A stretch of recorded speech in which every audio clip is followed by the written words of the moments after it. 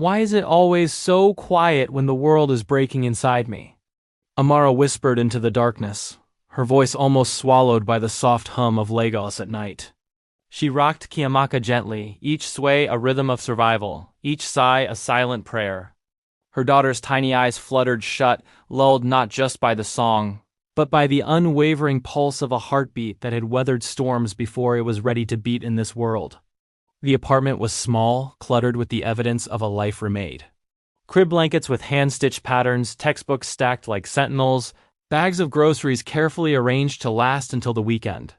Every corner spoke of struggle, but also of love, the kind that refuses to break under pressure.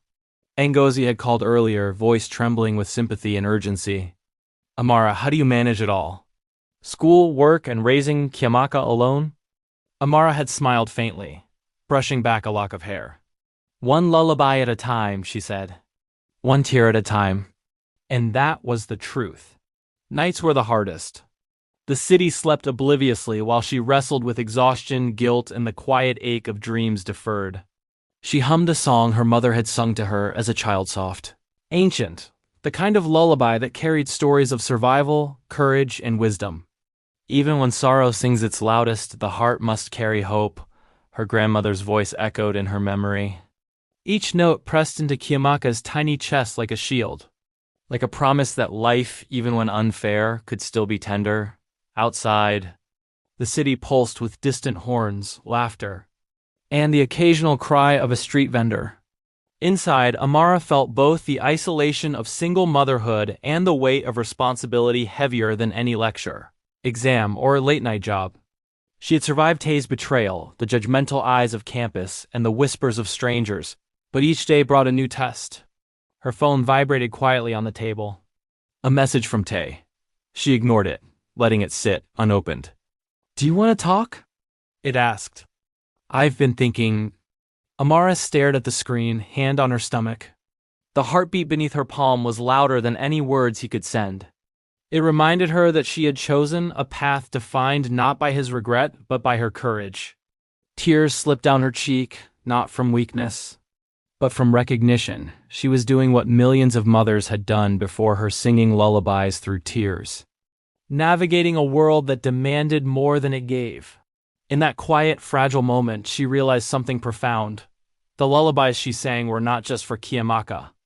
They were for herself, for her dreams, for the hope that even in struggle, life would find a way to bloom. And tonight, as her daughter's breath evened out and the soft glow of the streetlights filtered through the window, Amara made a silent vow. No matter the tears, no matter the fatigue, no matter the betrayal, she would continue to sing, she would continue to rise. And she would never let this small heartbeat go unheard. The morning sun filtered weakly through the thin curtains of Amara's apartment, casting soft lines across the floor. She stirred Chiamaka awake, brushing her daughter's hair into neat braids for the day. Outside, Lagos roared to life, vendors shouting prices, traffic horns blaring, and the rhythmic footsteps of students on their way to lectures. Inside, Amara felt a quiet war waging between survival and exhaustion.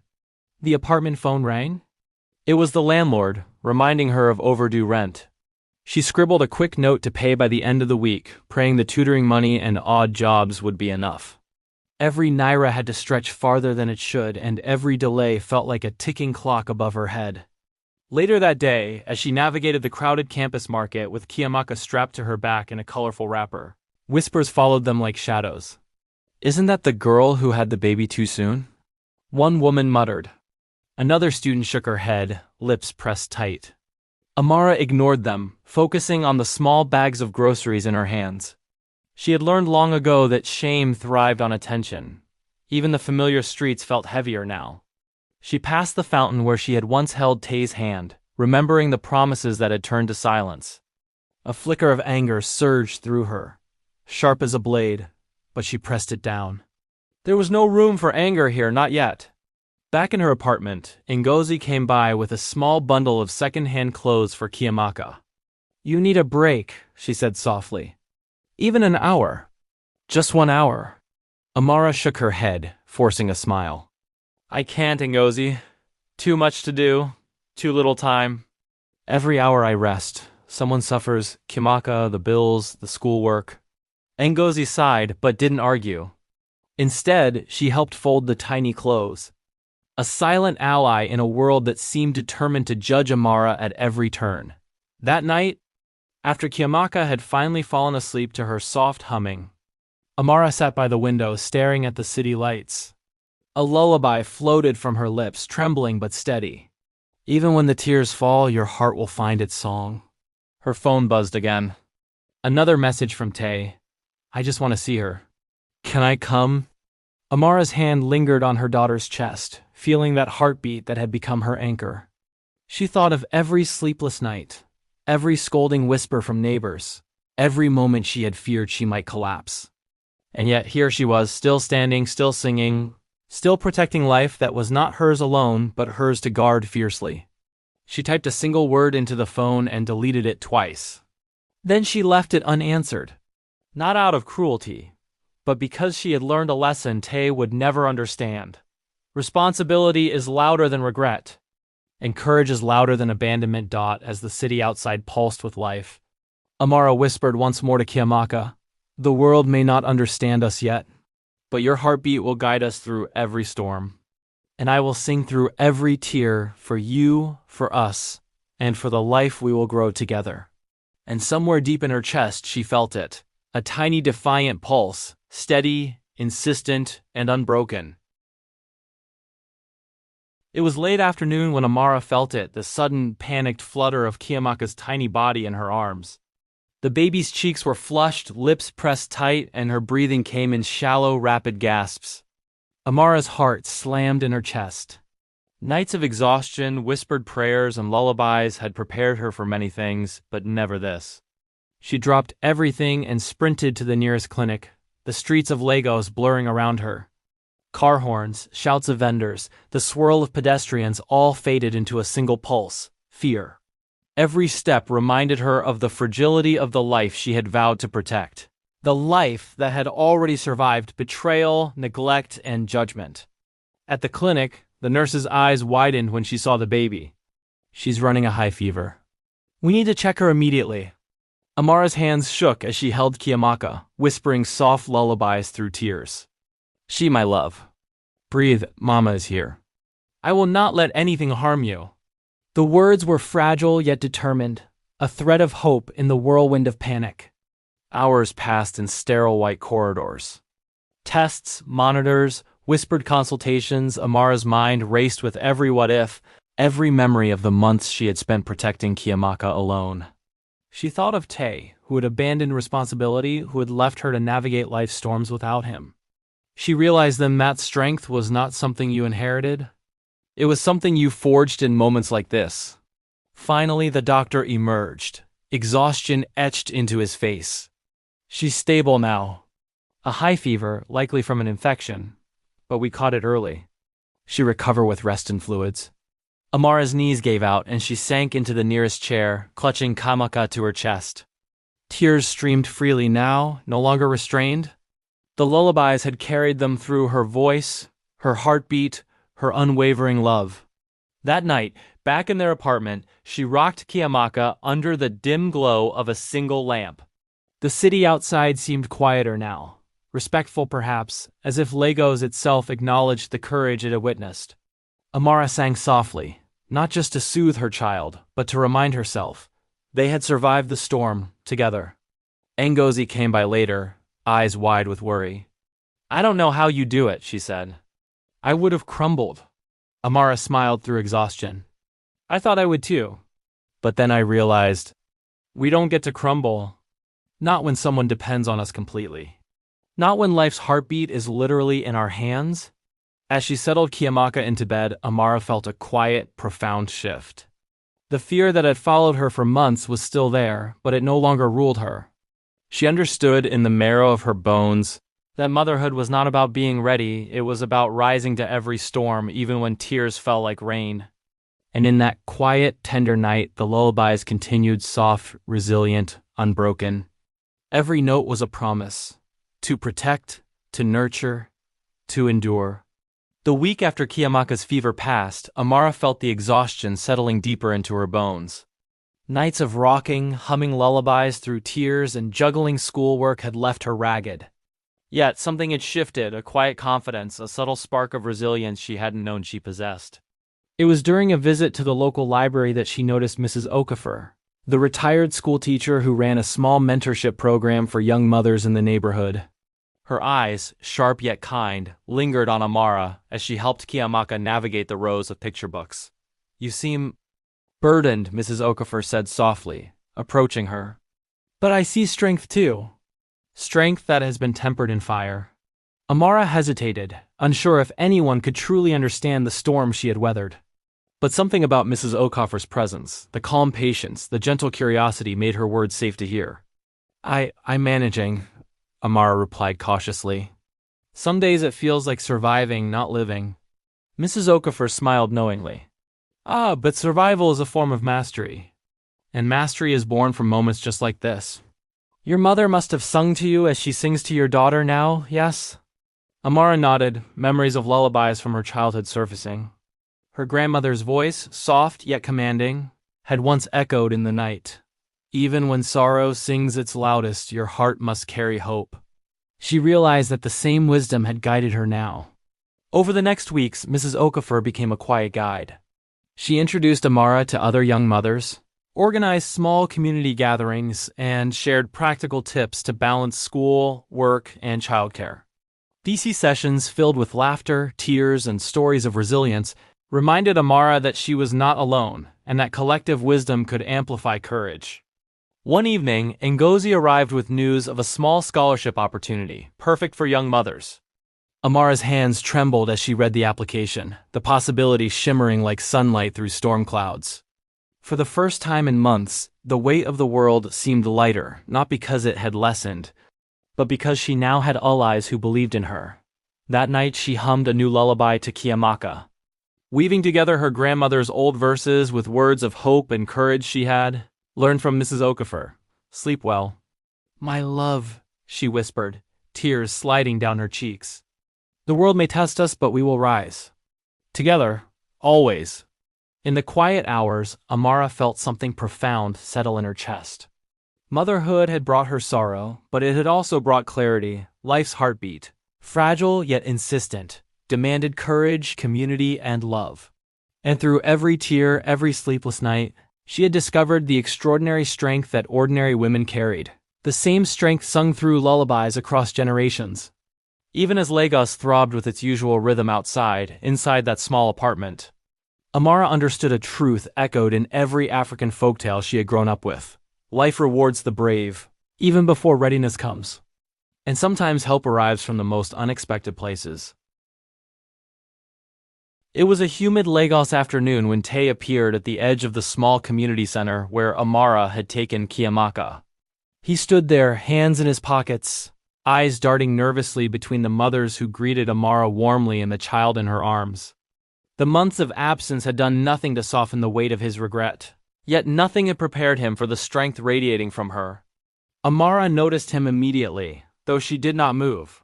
Her heartbeat, steady yet insistent, reminded her of every night spent singing lullabies through tears. Each note had forged her courage, and now, facing Tay, she felt the calm of someone who had endured storms he could never understand. "Amara." His voice cracked. I've come to make things right. I want to see Chiamaka. I've changed. I can help." She held Chiamaka closer, the tiny fingers curling around her thumb. "You don't get to decide what's right anymore," she said softly but firmly. "You walked away when life demanded courage. You left me to shoulder everything alone. And now you appear, expecting forgiveness without proof of change." Tay swallowed hard, guilt etched across his face. You didn't realize." Amara's voice rose slightly, echoing off the walls. "You didn't realize what it means to feed a child at midnight, to choose between rent and medicine, to sing lullabies through tears while everyone judges you? You didn't realize what it means to grow up overnight when life gives no warning?" The mothers around them watched silently, some nodding in empathy, others exchanging glances of respect for the young woman who had become the embodiment of resilience. Ngozi stepped closer, placing a reassuring hand on Amara's shoulder. "She doesn't need lectures from someone who abandoned her. she said quietly, her voice steady. Amara looked down at Chiamaka, her tiny heartbeat thrumming beneath her palm. In that moment, she understood something deeply human. Tay's regret did not define her. Her strength, her courage, and her love had already rewritten the story. I forgive because hate only holds the living hostage, Amara said finally, her voice calm, measured. But don't mistake forgiveness for dependence. Chiamaka and I are thriving. Life is ours to protect and guide. If you want a role, you will earn it through action, not words. Tay's eyes filled with tears, and for the first time, he truly saw her, not the girl he had controlled or abandoned, but the woman who had survived storms he could never weather. The realization hit him like the tide. Life moved forward without him, and nothing he did could reclaim what he had forsaken. Amara hummed a soft lullaby, the melody carrying over the courtyard, binding her strength, her daughter's life, and the lessons she had inherited from generations of women before her. Tay stayed silent, powerless as the rhythm of life, the heartbeat she had protected, continued undisturbed. For Amara, the confrontation was not about punishment. It was a confirmation. She had risen above betrayal, fear, and abandonment. She had become a mother before becoming ready, and now she was a woman who could face anything, singing lullabies through tears. The night settled over Lagos like a velvet cloak, softening the hum of traffic and distant laughter. In her small apartment, Amara tucked Chiamaka into bed, brushing her daughter's hair and smoothing the tiny blanket over her chest. The rhythmic heartbeat beneath her hand was steady, insistent, a quiet drum of life that had carried them both through storms. Too harsh to name. Amara's phone vibrated on the table. Another message from Tay. She didn't look at it. The words would hold no weight tonight. Not when she had learned that love and life are defined by action, not apology. Sitting by the window, Amara hummed a lullaby, her mother's song intertwined with her own newly crafted verses. Even when sorrow sings, the heart must find its melody. Tears streamed down her cheeks, not from despair, but from gratitude and triumph. She had walked through fire and emerged whole, a mother and a woman forged in resilience. Suddenly, a soft knock echoed at the door. She froze, her heart skipping a beat. It was unusual at this hour. Rising, she opened it cautiously to find Mama Nwoy, her mother, holding a small woven basket. "My daughter," her mother whispered, eyes glistening. "I came to remind you. We are stronger than our pain. The lullabies we sing through tears carry wisdom, courage, and hope. Tonight you are not alone." Inside the basket were gifts from her ancestral village, hand-woven fabrics, herbs, and tiny charms for protection tokens passed down through generations of mothers who had sung lullabies to children. Through hardships far greater than Amara's, the weight of legacy pressed upon her heart, warm and grounding. In that moment, the final twist revealed itself. Tay's absence, the judgment of peers, the struggle, they were not punishments but catalysts. Each tear had been a teacher. Each sleepless night a mentor. Every whispered lullaby had been a seed planted for a future rooted in courage. She realized Chiamaka's wide, curious eyes reflected not just life but potential. Every note of her song carried a message. Strength, wisdom, and love endure even in adversity. The lullabies had transformed sorrow into something living, vibrant, and unbroken. Amara looked out over the Lagos skyline, neon lights shimmering like stars in the urban night. She hummed the lullaby again, softer now, a melody threaded with hope and triumph. Somewhere in the city, Tay's regret remained unspoken, powerless against the life she had protected. Finally, she whispered to Chiamaka, voice trembling with emotion, "We survived the storm, my love. And now, every heartbeat, every song, every tear is ours. We will grow, we will rise, and we will sing always." Outside, the city moved on, indifferent yet respectful. Inside, Amara understood what every folktale had taught. Life's trials do not break the brave, they sing through them. And sometimes, the lullabies sung through tears are the loudest, most enduring echoes of love. The camera of life paused on this quiet, intimate scene, mother and child. Hand on chest, eyes reflecting stars, the pulse of life between them unshakable. Lagos could roar, storms could come, and challenges could rise, but Amara had learned the truth of survival. Motherhood encouraged and through the night. Her song lingered, a lullaby sung through tears, a heartbeat that would never be silenced.